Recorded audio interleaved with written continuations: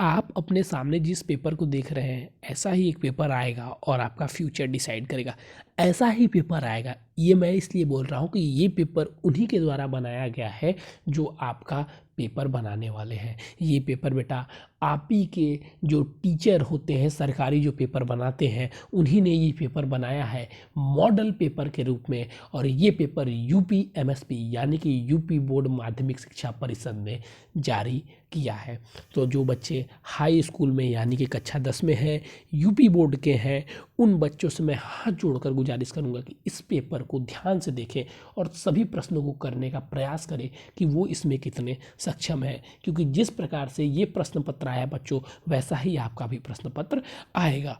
तो चलिए, मैं पेपर स्टार्ट करने से पहले आप सभी का अपने यूट्यूब चैनल गुरुकुल में स्वागत करता हूँ। और मैं आपको ये बता देता हूँ कि हमारे गुरुकुल चैनल पर इस समय यूपी बोर्ड की 10वीं और 12वीं की परीक्षाएं की तैयारी करवाई जा रही है, जिसमें से daily subject wise important question upload किए जा रहे हैं।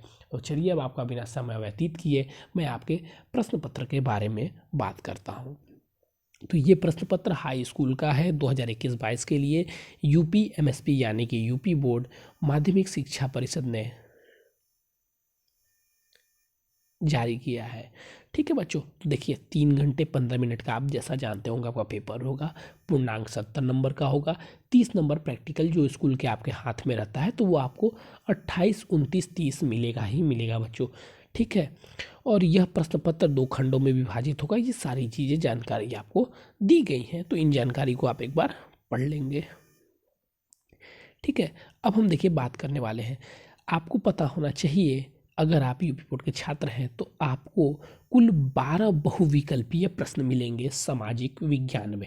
तो बहुविकल्पीय प्रश्न तगड़ा होना, मैं फिर से बोलता हूं बच्चों, बहुत ज़रूरी है। और इसीलिए हम अपने यूट्यूब चैनल पर डेली बहुविकल्पीय प्रश्न अपलोड करते हैं सामाजिक विज्ञान के लिए और भी सब्जेक्टों के लिए। क्योंकि आप भी जिस विद्यालय में पढ़ते होंगे, आपके टीचर जो होंगे बताते होंगे कि अगर आप बहुविकल्पीय प्रश्न सही कर लेते हैं तो एग्जामिनर समझ जाता है कि बच्चा पढ़ा हुआ है और उस प्रकार से आपको नंबर देना स्टार्ट कर देता है। क्योंकि ये पेपर बेटा कोई और चेक करेगा और वो नहीं जानता है कि आप पढ़ने वाले हैं या आप खराब बच्चे हैं। आपका फर्स्ट इंप्रेशन बोलते हैं बेटा, first impression is last impression, तो वही करता है बहुविकल्पीय प्रश्न। तो चलिए अब देखते हैं आपका हम पेपर। तो बेल्जियम मॉडल की मुख्य विशेषता है, ये 1 नंबर में बहुविकल्पीय प्रश्न। महात्मा गांधी ने किस घटना के कारण असहयोग आंदोलन स्थगित कर दिया था? दूसरा प्रश्न आपका। चलिए हम तीसरे प्रश्न की ओर चलते हैं। 1881 में संयुक्त इटली शासक, सॉरी थोड़ा सा मैं नीचे लूँगा, संयुक्त इटली शासक कौन बना था? हिंद स्वराज नामक पुस्तक की रचना किसने की थी? जर्मनी का एकीकरण किस युद्ध के बाद हुआ था? भाषाओं को भारतीय संविधान की किस अनुसूची में रखा गया है?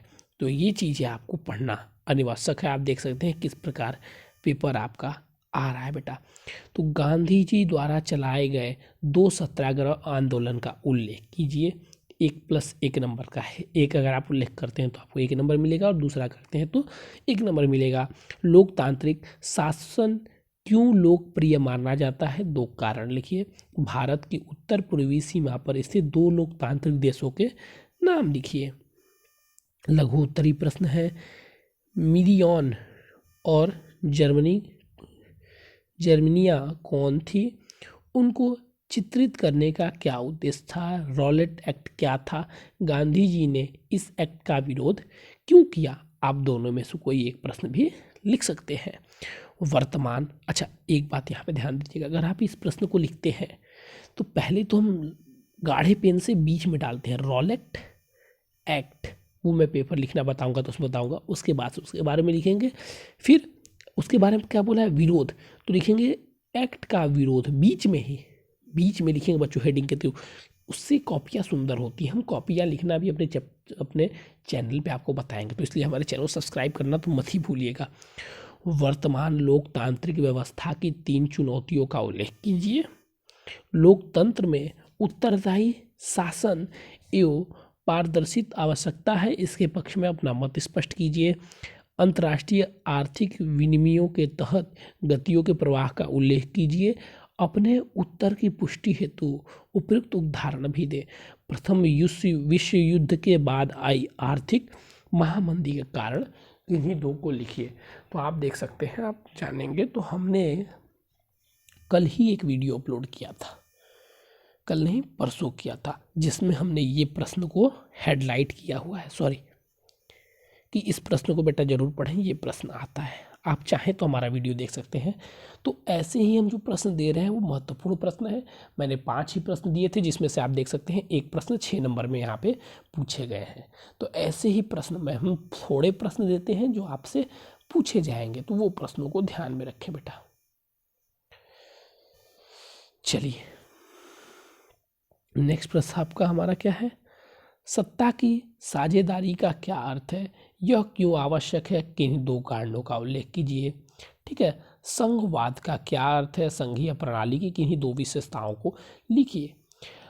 अब एक बात ध्यान दीजिएगा, मैं फिर से सारे बच्चों को बोल देता हूँ, आपको क्या करना है? अगर सोशल साइंस में अच्छे मार्क्स स्कोर करने हैं तो आपको बस सामाजिक विज्ञान में, मेरा मत कहने का अर्थ है कि अच्छे मार्क्स स्कोर करना है, तो आपको बहुविकल्पीय प्रश्न और मानचित्र पे ध्यान देना है, जिससे आप 22 नंबर कलेक्ट कर पाएंगे। और सारे प्रश्न आप बनाकर लिख सकते हैं। और अति लघु उत्तरीय पढ़िए, दीर्घ अद्वितीय आप मत छूइए, उसमें आप बनाकर भी लिख सकते हैं। कैसे बनाना है, जैसे मैं आपको दिखा देता हूँ, एक सेकेंड रुक जाइएगा। आप बोलेंगे सब ऐसे ही कर देते हैं सर जी, क्या बना के लिखे, कैसे लिखे? देखिएगा यहाँ पे, सॉरी, ठीक है, यहाँ पे अगर ध्यान दीजिएगा, वर्तमान में लोकतंत्र व्यवस्था की 3 चुनौतियों का उल्लेख कीजिए। अब लोकतंत्र व्यवस्था में वर्तमान में क्या क्या चुनौतियां आपने लिख सकते हैं। रॉलेट एक्ट मैं मानता हूँ, इन दोनों प्रश्नों में आपने लिख सकते हैं, लेकिन आप यहाँ पे एक लिख सकते हैं। फिर प्रथम विश्व युद्ध के बाद महामंदी का कारण क्या था? कि नहीं, तो युद्ध होगा तो मंदी आएगी। हम 2 नहीं, हम 6 कारण लिख सकते हैं।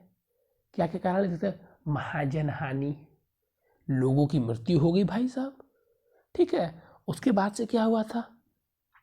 बहुत सारी चीज़ें, अनाजों की कमी, लोगों की कमी, लोगों की मृत्यु, महाअपार धन की हानि, सारी चीज़ें हम लिख सकते हैं। तो देखिए, मैं दिखा रहा हूँ 3 प्रश्न में से आप 1-2 प्रश्न ऐसे ही कर सकते हैं, लिख सकते हैं। मैं मानता हूँ कि आपको 6 नंबर नहीं मिलेंगे, लेकिन आपको 4 नंबर तो मिल ही जाएंगे। तो आपको अच्छा स्कोर करना है कि हम कम से कम पढ़ें, अच्छा स्कोर हो जाए। आप जानबूझकर उसमें समय देंगे, उससे कुछ होने वाला है नहीं। चलिए, अब यहाँ पर देखिएगा, वह स्थान जहाँ जलियांवाला बाग हत्याकांड हुआ था, नमक आंदोलन, मैं फिर से बता चुका हूँ कि ये आपको मैप वाले प्रश्न करने हैं। तो इसके लिए आपको क्या करना है सर? बस कुछ मत कीजिए, पिछले 5 सालों के आए हुए पेपर के मैप के प्रश्न पढ़ जाइए, आप सारे प्रश्न कर पाएंगे, ठीक है। और ये आपके लिए नहीं है, ठीक है, ये उन छात्रों के लिए है जो दृष्टिहीन है। चलिए, अब हम इसकी बात करेंगे निम्नलिखित में से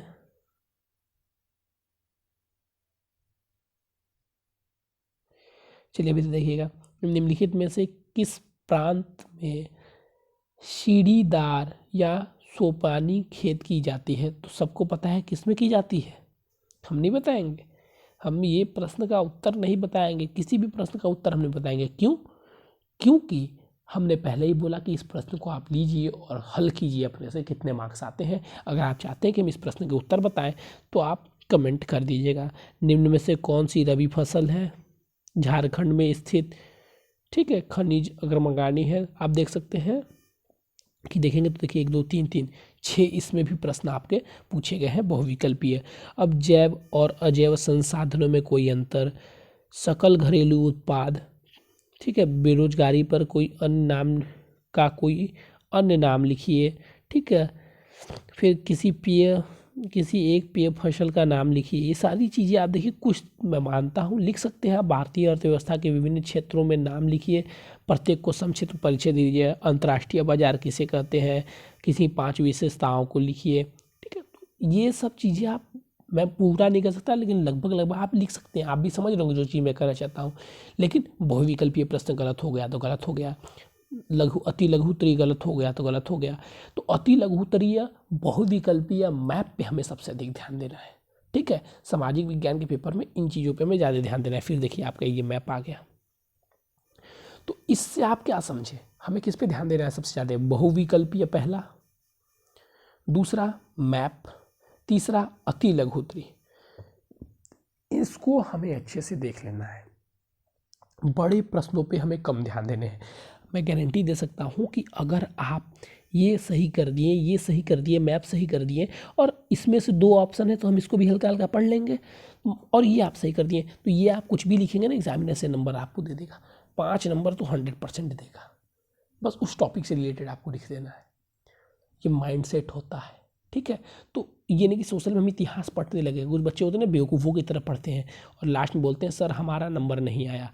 अब अगर आप चाहते हैं कि आपको इस सब का अगर सॉल्यूशन चाहिए, या अगर आप चाहते हैं कि जो हम इम्पोर्टेंट बहुविकल्पीय प्रश्न प्रोवाइड करते हैं वो सारी चीज़ें आपको मिले हैं, आप भी उसका उपयोग कर पाएँ, तो आपको कुछ नहीं करना है, हमारे चैनल को सब्सक्राइब कर देना है।